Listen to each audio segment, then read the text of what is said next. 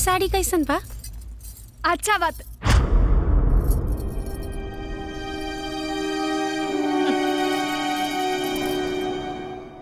सुनिए, I am sorry. Machine नट जा। मैं भी तीज व्रत करूंगी। तीज व्रत? जी।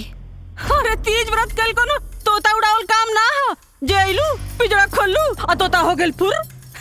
तू शहर का लड़की लोग का जनबू हो कि तीज कैसे कइल जाला। जा अपन काम करा जा। क्यों?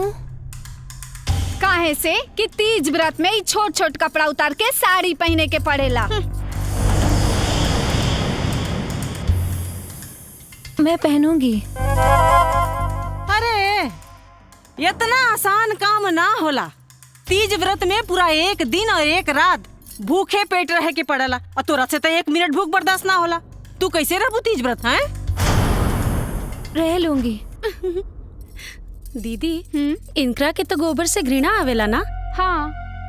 ई का भूखियन तीज के व्रत? तीज में तो पूरा घर के गोबर से लीपे के पड़ेला, उहो अपना हाथ से। मैं लीपूंगी। ठीक बा, तो कल हम जौन जौन कहब वैसे वैसे कह लिहा। जी। भाई यस बहना तो सही एक्टिंग कर रही है भाई। यस बेटा।